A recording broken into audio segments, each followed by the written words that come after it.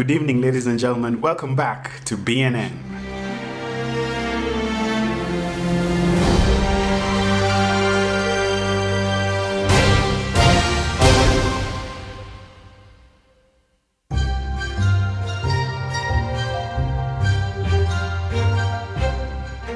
So on our tonight's top story, we'll be talking about Mike Sonko and the late Member of Parliament, Ken Okoth.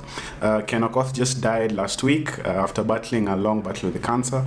May his soul rest in peace, and condolences to his family. So this story is about when Mike Sonko decides to go to his memorial service and expose the late Ken Okoth. Mike Sonko got up on stage and talked about Ken Okoth's secret affair with this woman named Anne Muthoni. And here's the clip. Hii ya mwisho ni kali sana, na najua wengi watakasirika, lakini kwa sababu mimi ni governor wa Nairobi na nilimuelewa Ken, wacheni niongee. Na mimi naheshimu mama sana. Mama ako na huzuni, sitaki mama akuwe na huzuni zaidi, na atufurahi ile mambo tunaona kwa magazeti na social media. Sisi tunasikia Ken alikuwa na mtoto. Na mimi naomba hakuna kitu yote sisi tunaitisha kwa familia wala kwa bunge. Sisi tuko na uwezo wa kusomesha mtoto wa Ken mpaka amalize kusoma. Kitu sisi tunaomba, kama hiyo mambo ni ya ukweli, na mimi kama governor najua ni ya ukweli, kwa sababu 2013 mwaka wa 2013 Ken aliponialika kufanya medical camp pale Kibra. Hiyo ilikuwa ni medical camp ya Sonko Rescue Team. Kulikuwa na manases warembo wa Sonko Rescue Team, na kwa sababu Ken alikuwa rafiki yangu, nitakuwa nimemkosea. Mahali ataenda kulala atanichukia, na mimi nilijua ukweli. Ken alipenda Sonko Rescue Team nasa ambaye anaitwa Anita. Mimi ni shahidi, na walikuwa wanaenda out pamoja. Na mara ya mwisho Ken akiwa Ufaransa hospitalini. And I respect Monica a lot. She's a widow. We have to sympathize with her during this difficult moment. But let me talk the truth. Ken amewacha mtoto pia anaitwa Okoth.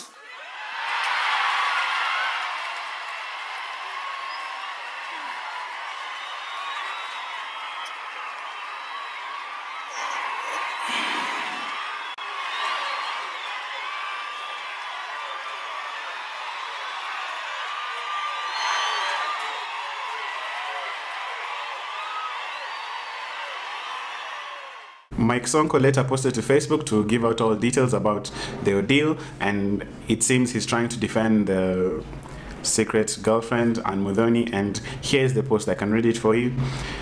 My humble request to Honorable Kenneth Okoth's family. We all want to mourn our late brother Ken Okoth and respect his family, especially the mother. Ken was a diligent leader who did everything with the lives of his Kibra constituencies and Nairobi in general. However,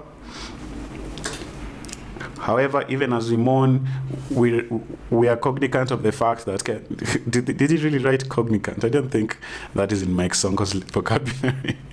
Of the fact that Ken had a son with one of the nominated Nairobi County Assembly members by the name Anne Muthoni, aka Anita. The two lovebirds did not hide their fact that they shared a son. Unfortunately, today Anita was stopped at the Lee Funeral Home as she took their son to pay late respect to his father, who does that.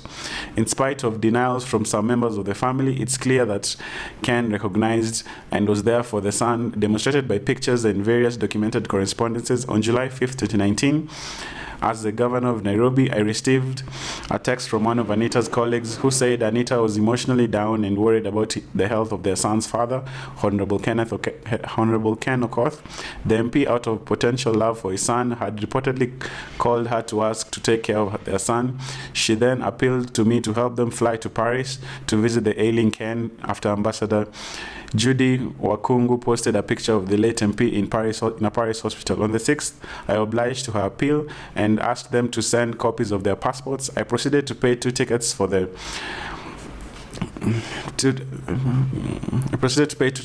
two of the travel and also booked a hotel in Paris. Fortunately, a few days later, as we waited for their visas to process, MP Doris, a colleague of Anita, sent me a text saying Honorable Okoth had returned to Kenya but appeared very weak. Thus, the Paris trip aborted. My humble appeal that even as we prepare to bury Ken, let's not forget his son.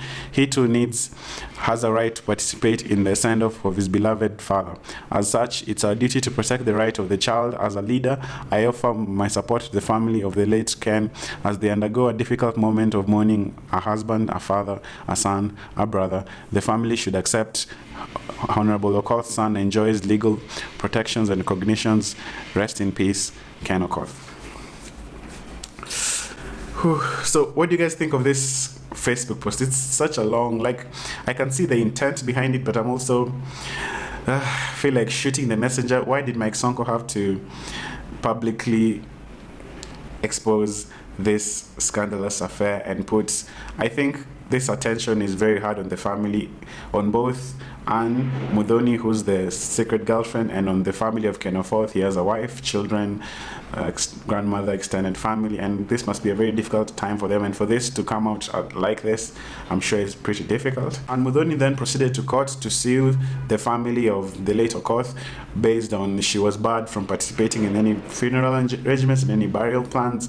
And in her mind, I think she thinks that this is even how they will disinherit her, because when they start pretending they don't know you from the onset, even just from the letting your son attend a funeral, I guess it's pretty red flags. So what do you guys think of this story? Did Nairobi Governor Mike Sonko have any right to expose any of these details in the public and at his memorial service? What do you guys think? So in the past few days, Kenyans on social media have made a number of memes about Mike Sonko, saying that he's the worst person to tell a secret to, and they never invite him to his wedding, and he should not be allowed to speak at public events. And I can share the memes with you guys, and they're pretty hilarious. But on a more serious note, this scandal brought a different conversation on social media based on what are the rights of mistresses in the whole family context. Do they have any rights? Do their children have any rights? And how should we treat them? And I can highlight a Facebook post that I found on my timeline, and I think this best exemplifies what some Kenyans feel about this situation, and I can read it for you right now. How do you sleep with someone's husband, get a child, then expect to get the same privileges as the wife?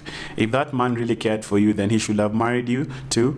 Now that polygamy is legal in Kenya, take full responsibility, also pay for the hospital bills, the other children's school fees, house rent, food, kila kitu. Otherwise, don't show up when the man dies to collect money. Sorry, but I absolutely have no respect for such. It is such nonsense.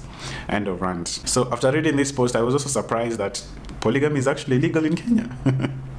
Polygamy is actually legal, and I guess I get the frustrations in the lady's voice. She's also married, and I can see both sides from a widow's point of view, that her husband, all of a sudden babies are popping up everywhere that you had no idea existed. So I think they usually feel very bitter about it, and since the man is not there to defend himself, so what would you do in such a situation? You've been married to this man for years and years and years, and all of a sudden when he dies, you start realizing he had another family somewhere else.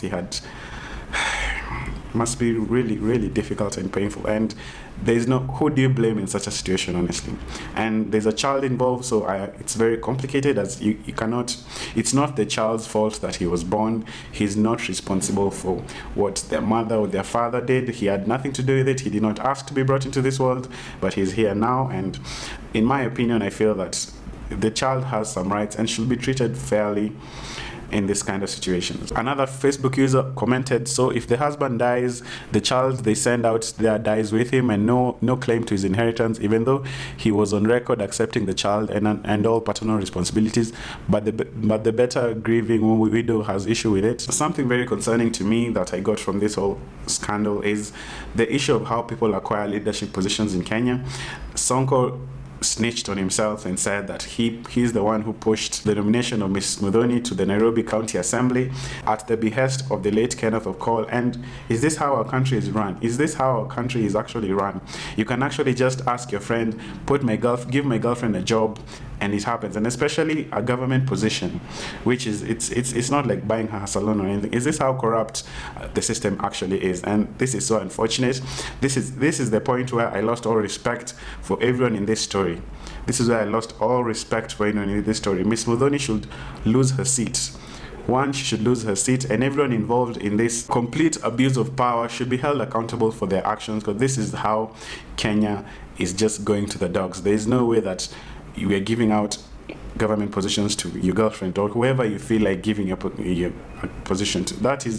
This is why some Kenyan women think they can actually slip their way to the top, and there is no work they need. They just need to align themselves with someone who's influential and powerful, and they'd get perks. So this is what instills this idea to some Kenyan women that they can slip their way to the top, and it's just wrong. It's completely wrong, and I lost all respect for everyone in this story. Don't at me. So anyway, guys, that's all from me for this story. Let me know down in the comments your thoughts and opinions, and I guess I'll see you guys in the next one. Bye.